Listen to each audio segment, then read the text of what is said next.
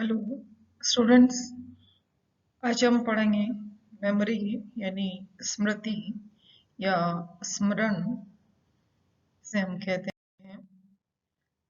वास्तव में स्मृति या धारणा या हम पुनः स्मरण कहें, इन सब चीज़ों का हमारे जीवन में बहुत ज़्यादा महत्व होता है, क्योंकि अगर हमें कोई चीज़ याद ही नहीं रहेगी तो हम अपनी लाइफ को बिल्कुल भी सही ढंग से नहीं जी पाएंगे। ये तीनों शब्द जो थे, स्मृति, धारणा, पुनः स्मरण यानी रिटेंशन, जिसको हम रिमेम्बरिंग या हम उसको मेमोरी कहते हैं, ये आपस में एक दूसरे के साथ जुड़े हुए परस्पर शब्द हैं। स्मृति का महत्व इसलिए भी ज्यादा हो जाता है क्योंकि हम अगर वर्तमान में किसी भी अपने पूर्व अनुभव को याद करना चाहें तो बिना स्मृति के हम उसको याद नहीं कर पाते, और स्मृति के अभाव में जो है हमारा जीवन व्यर्थ या निरर्थक हमें प्रतीत होता है, क्योंकि जो हमने कल सीखा अगर वो आज हमें याद नहीं रहेगा। जैसे हम बचपन से ही अगर देखें, हम जब भी कोई चीज को याद करना चाहते हैं, माता पिता को ही हम नहीं याद कर पाए कि ये कौन है, क्या हमने कुछ पढ़ा, सीखा हमने नई चीज, अगर हमने जो कल सीखी उसको अगर हम वापस रिपीट नहीं कर पाए तो ऐसी सीखने का कोई अर्थ नहीं रह जाता। इसलिए मेमोरी जो है वो हमारे लिए एक बहुत इम्पोर्टेंट हमारा व्यक्तित्व का अंग है, जो कि हमारे शारीरिक और मानसिक, जिसको हम मान सकते हैं कि शारीरिक हम इसलिए कह सकते हैं मेमोरी क्योंकि उसमें हमारे मस्तिष्क के विभिन्न अंग सम्मिलित होते हैं, और हमारे शरीर के भी बहुत सारे अन्य अंग, जो कि जैसे किसी चीज को हम देख करके, सुन करके, महसूस करके अगर हम याद करते हैं तो वो अंग भी, हमारे जो सेंसरी ऑर्गन्स हैं, वो भी हमारी मेमोरी के साथ जुड़े होते हैं। मानसिक इसलिए है क्योंकि हमारा मस्तिष्क उससे जुड़ा हुआ है। जो मानसिक क्रियाएं होती हैं धारणा को याद करने में या किसी भी चीज को सीखने में या वापस उसको रिप्रोड्यूस करने में, तो ये सारी चीजें हमारी बहुत ज्यादा महत्वपूर्ण है। क्योंकि मान्यता यह है कि व्यक्ति जो भी कुछ सीखता है या प्राणी जो कुछ भी सीखता है, उसकी एक जो छाप है वो हमारे मस्तिष्क में बनती है, जिनको कि हम स्मृति चिन्ह कहते हैं या मेमोरी ट्रेसेस कहते हैं। इनको न्यूरोग्राम या इनग्राम भी कहा जाता है। तो स्मृति जो है एक तरह से हमारी सीखी हुई जो सामग्री है उसका पुनः स्मरण है, सीखे हुए कार्यों का, जो हमने पूर्व में अनुभव लिए था उनका पुनः स्मरण करना या उनका पुनरुत्पादन करना हमारी स्मृति कहलाती है।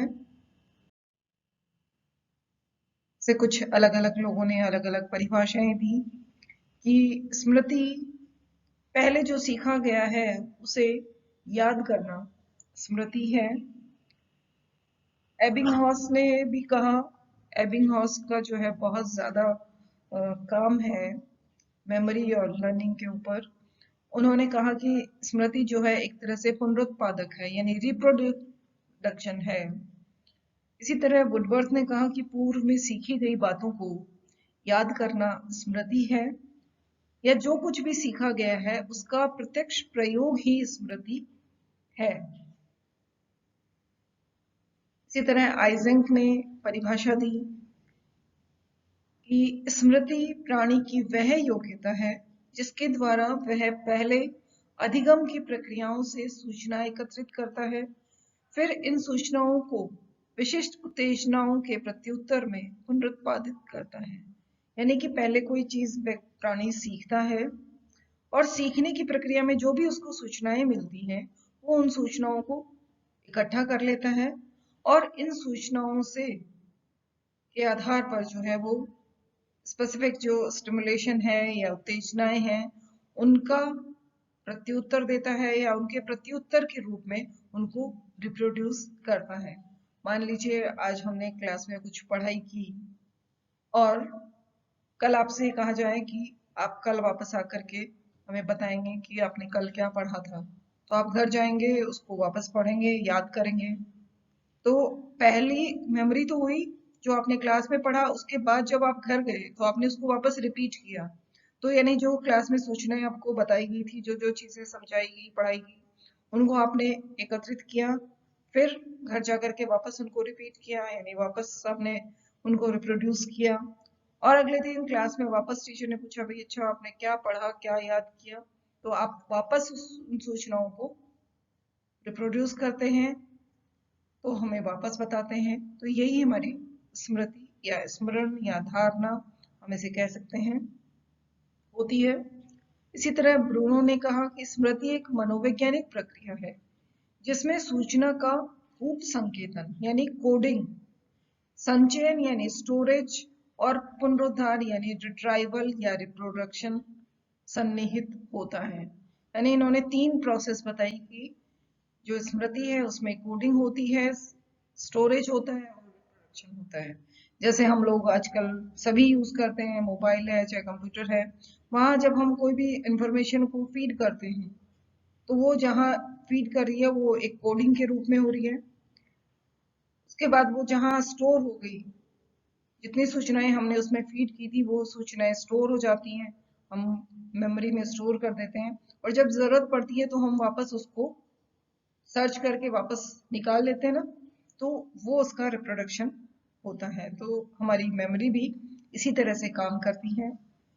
अगली परिभाषा दी प्राइस ने कि हमारे अतीत के पूर्वानुभव तथा विचारों को पुनर्सृजित या पुनरुत्पादित करने की मस्तिष्क की योग्यता स्मृति कहलाती है। यानी जो भी हमने पूर्व में सीखा था वो अनुभव या विचार, उनको वापस जो है हमारा मस्तिष्क उनको पुनर्जीवित करता है या पुनर्सृजित करता है या उनको रिप्रोड्यूस करता है। तो ये चीज जो है मस्तिष्क की योग्यता हमारी स्मृति कहलाती है। इसके आधार पर बताया गया है कि स्मृति की विशेषताएं क्या है। स्मृति स्मृति एक मनोवैज्ञानिक प्रक्रिया है क्योंकि इसमें मस्तिष्क हमारा सम्मिलित रहता है। इसमें यह जो है स्मृति चिन्हों पर निर्भर करती है, यानी जब हम कोई चीज को सीखते हैं तो उसके मेमोरी ट्रेसेस जो है हमारे मस्तिष्क में बन जाते हैं, उसकी छाप जो है हमारे मस्तिष्क में छोड़ जाती है। तो उनके आधार पर हम सीखते हैं, याद रखते हैं। अधिगम या अनुभव के परिणाम स्वरूप जो हमारे नर्वस सिस्टम में जो परिवर्तन आता है, चेंज आता है, वो हमारी स्मृति का बेस बनता है। स्मृति द्वारा हमारे पूर्व में सीखी गई बातें या अनुभव जो है उनको हम हमारी कॉन्शियस में लाते हैं, चेतना में लाते हैं, वर्तमान में हम उसको लेकर के आते हैं। क्योंकि जब हमने सीख ली तो वो हमारे अचेतन मन में या अर्धचेतन मन में चली जाती है, और जब हम उनको याद करते हैं, वापस उनको दोहराते हैं, तो वो हमारे चेतना में आ जाती हैं। पूर्वानुभव को पुनः सृजित करना स्मृति है। स्मृति में 3 प्रक्रियाएं भी बताई गई कि कोडिंग एंड स्टोरेज और रिट्राइवल, ये 3 प्रक्रियाएं निहित होती हैं।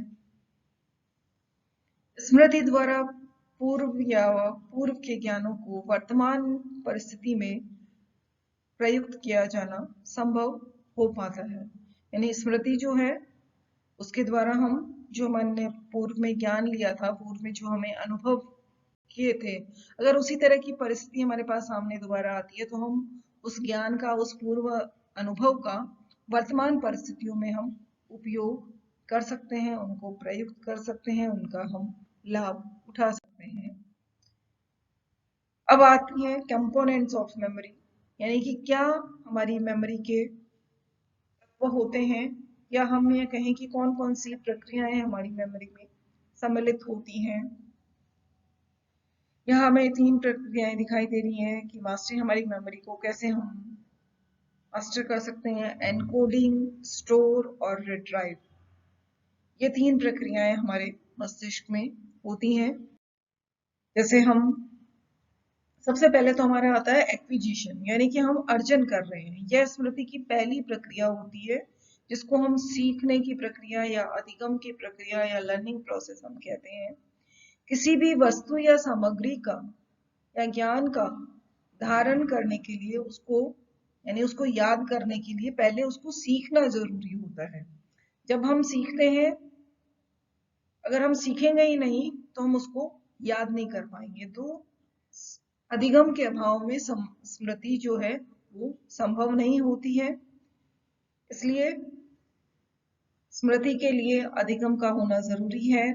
और जब हम किसी सामग्री को सीखते हैं तो उसके स्मृति चिन्ह जो हमारे मस्तिष्क में बन जाते हैं, जिनको हमने बात की थी कि न्यूरोग्राम या एनाग्राम हम कह सकते हैं, या मेमोरी ट्रेसेस कहते हैं।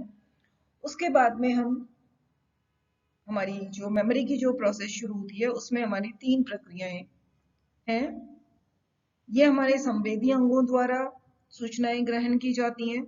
चाहे हमारे, अगर हम कोई चीज को देख रहे हैं तो हमारी आंखें ग्रहण करेंगी, अगर हम उस चीज को सुन रहे हैं तो हमारे कान ग्रहण करेंगे, किसी चीज का हमें स्वाद बताना है तो हमारी जीभ ग्रहण करती है, ठंडा गर्म कुछ हमें कांटा लगा कुछ भी वो हमारी त्वचा के द्वारा सेंसर किया जाता है। यानी कि जो भी हमारी मेमोरी के लिए जो सूचनाएं हमें एनकोडिंग करनी होती हैं वो संवेदी अंगों द्वारा सूचनाएं मस्तिष्क में पहुंचती हैं। जब सूचनाएं मस्तिष्क में पहुंचती हैं तो सबसे पहले वो जो संवेदी सूचना आ रही थी उसको हम एक कोड के रूप में, यानी कि एक कोड के रूप में हम परिवर्तित कर देते हैं। हमारा मस्तिष्क जो है उसको एक कोड के रूप में चेंज कर देता है, जिसको जो है हमारा जो मेमोरी सिस्टम है वो आगे प्रोसेस करता है। उसके बाद जब हम कोडिंग कर देते हैं तो दूसरा स्टेप शुरू होता है। वहां पे उस जो पहले स्टेज में जो हमने उसको एनकोड किया था उसको अब हम स्टोरेज करना शुरू कर देते हैं। तो स्टोरेज करते हैं ताकि जब भी हमें जरूरत पड़े हम वापस से उस चीज का उपयोग कर सकें, जो भी सामग्री हमने सीखी थी उसको हम वापस रिट्राइव कर सकें। अब तीसरा स्टेज आता है रिट्राइवल की, यानी पुनः प्राप्ति की। जब हमने कोई चीज को सीख ली, याद कर ली, स्टोर कर ली, तो उसके बाद हम उस सामग्री को वापस हमारी चेतना में लाते हैं। क्लास में टीचर ने पढ़ाया, आपसे कहा आप इसे याद करें, तो आप घर जाके याद करते हैं, क्योंकि जब आपको टीचर ने पढ़ाया तो वो आपके मस्तिष्क में एनकोडिंग हुई, आपने स्टोर कर लिया, और घर जाके जब आप याद करते हैं कि आज हमें क्या क्या पढ़ाया गया था, तो जब आप याद करते हैं यानी कि उस स्टोरेज जो मेमोरी थी उसको आप वापस पुनः प्राप्त करते हैं। इसलिए इसको पुनः प्राप्ति कहा जाता है। वापस याद करते हैं कि भी क्या क्या हमने सीखा था, क्या क्या पढ़ाया गया था, यानी वापस हम उसको रिट्राइव करते हैं चेतना में लाने के लिए। तो अगर हम सारी चीजें याद कर लेते तो हमारी मेमोरी बहुत अच्छी है। अगर हम उसमें विफल हो जाते हैं तो वो हमारी स्मृति की विफलता मानी जाती है, या हम कहें कि वो हमारी फॉरगेटिंग कहलाती है। स्मृति और विस्मरण यानी मेमोरी एंड फॉरगेटिंग दोनों चीजें आपस में एक दूसरे के साथ जुड़ी हुई हैं। इसी तरह स्मृति में और चीज आती है कि समय अंतराल, कि कितना हमने टाइम इंटरवल दिया है। कोई चीज को हमने सीखा या दूसरी सीखी, उसके बीच में हमारे कितना फर्क पड़ रहा है, या हमने एक चीज सीखी और वापस उसको रिट्राइव करने के बीच में टाइम पीरियड हमारा कितना जा रहा है। जैसे इसीलिए हम टीचर्स जो है बच्चों को कहते हैं भी आज आपने जो पढ़ा है क्लास में, आप शाम को उसे वापस जा करके एक बार याद करें। तो उससे वो जो है टाइम पीरियड आपका कम हो जाता है, वापस उसको आप रिट्राइव कर लेते हो तो आपको जल्दी से याद हो जाती है। मान लीजिए आज आपने पढ़ा और फिर जाकर के आप एग्जाम में पढ़ते हैं सिर्फ, तो आपको याद नहीं रह पाता, क्योंकि उसकी कोडिंग जो थी, जो स्टोरेज जो था, वापस क्योंकि हमने जो मेमोरी ट्रेसेस जो बने थे हमारे मस्तिष्क में वो कमजोर पड़ जाते हैं। अगर हम बार बार उस चीज को पढ़ते रहें, याद करते रहें, तो मेमोरी जो ट्रेसेस जो होते हैं वो स्ट्रॉन्ग बन जाते हैं, और जो हमारी शॉर्ट टर्म मेमोरी होती है वो लॉन्ग टर्म में चेंज हो जाती है और हम लंबे समय तक चीजों को याद रख पाते हैं। तो ये थे हमारी मेमोरी तथा उसके कंपोनेंट्स। अगले वीडियो में हम पढ़ेंगे हमारे मेमोरी के टाइप्स कौन कौन से होते हैं, इसके बारे में हम पढ़ेंगे। धन्यवाद।